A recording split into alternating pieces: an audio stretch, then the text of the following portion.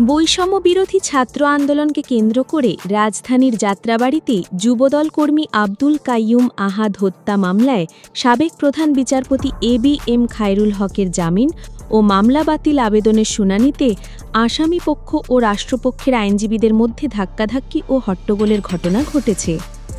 আজ সোমবার ১১ই আগস্ট দুপুরে বিচারপতি শেখ জাকির হোসেন ও বিচারপতি কে.এম. রাশেদুজ্জামানের সমন্বয়ে গঠিত হাইকোর্ট বেঞ্চের এজলাস কক্ষে এই ঘটনা ঘটে।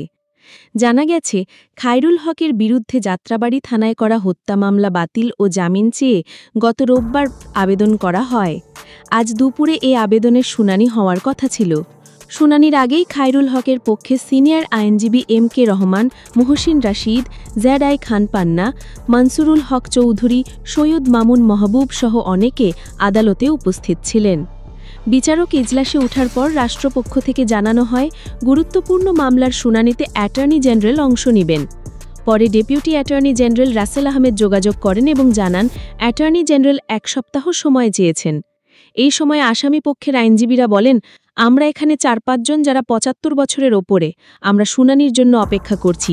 আজ শুনানি কেন হবে না? শুনানি করে রুল জারি করুন। আসামিপক্ষের আইনজীবী এম.কে. রহমান ও মুহসিন রাশিদ আদালতকে বলেন, সাবেক প্রধান বিচারপতিকে পিচ মোড়া দিয়ে বেঁধে নিয়ে যাওয়া হচ্ছে। আসামিকে রিমান্ডে না পাঠানোর জন্য তদন্ত কর্মকর্তা ব্যাখ্যা দিচ্ছেন। আমরা কোন আদালতে আছি? এমন বিচার বিভাগ আগে দেখিনি। আমরা জুডিশিয়ারিকে রক্ষা করতে এসেছি। এর উত্তরে রাষ্ট্রপক্ষের আইনজীবীরা বলেন, খায়রুল হকের মতো কুলাঙ্গার আর কেউ এই বিচার বিভাগে আসেনি।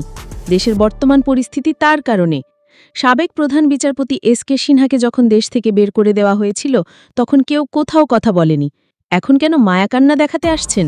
তখন মায়াকান্না কোথায় ছিল? এই সময় সহকারী অ্যাটর্নি জেনারেল মোহাম্মদ উজ্জ্বল হোসেন বলেন, আমি ঢাকা বিশ্ববিদ্যালয়ের ছাত্র ছিলাম। ছাত্র থাকাকালে আমার বিরুদ্ধে ৮টি মামলা হয়েছিল। তখন সিনিয়ররা কোথায় ছিলেন? কেউ আমার পক্ষে দাঁড়ায়নি। ডেপুটি অ্যাটর্নি জেনারেল আদালতকে জানান, আজ শুনানি হবে না। ১ সপ্তাহ পর শুনানির দিন ধার্য করা হলো। এই সময় এম.কে. রহমান বলেন, আদালতকে ডিকটেট করবেন না। এরপর রাষ্ট্রপক্ষের আইন কর্মকর্তারা প্রতিবাদ জানান। এজলাস কক্ষে ধীরে ধীরে হট্টগোল সৃষ্টি হয়। এক পর্যায়ে আসামিপক্ষের এক আইনজীবীকে ধাক্কাও মারা হয়। পরবর্তীতে আদালত রাষ্ট্রপক্ষের আবেদন মঞ্জুর করে আগামী রোববার বেলা ১১টায় মামলার পরবর্তী শুনানি নির্ধারণ করেন। প্রসঙ্গত, গত ২৪ জুলাই ধানমন্ডির বাসা থেকে খায়রুল হককে গ্রেপ্তার করে ঢাকা মহানগর গোয়েন্দা পুলিশ। ওই দিন রাতেই তাকে কারাগারে পাঠানো হয়। তিনি বৈষম্যবিরোধী ছাত্র আন্দোলনের সময় যাত্রাবাড়ি থানায় আব্দুল কাইয়ুম হত্যার অভিযোগে গ্রেপ্তার হন। ২০১০ সালের ৩০ সেপ্টেম্বর প্রধান বিচারপতি হিসেবে শপথ নেন খায়রুল হক।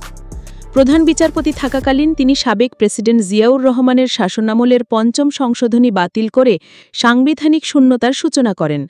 অবসর নেওয়ার মাত্র ১ সপ্তাহ আগে ২০১১ সালের ১০ই মে তত্ত্বাবধায়ক সরকার ব্যবস্থা বাতিলের রায় দেন। এই রায়ের ফলে দেশের নির্বাচন ব্যবস্থা ও গণতান্ত্রিক প্রক্রিয়া ক্ষতিগ্রস্ত হয়েছে বলে বিশ্লেষকরা মনে করেন। গত বছরের ২৮ আগস্ট সুপ্রিম কোর্ট আইনজীবী মুজাহিদুল ইসলাম শাহীন দুর্নীতিমূলক, বিদ্বেষমূলক এবং জালিয়াতিমূলক রায় দেওয়ার অভিযোগে সাবেক প্রধান বিচারপতি খায়রুল হকের বিরুদ্ধে মামলা করেন।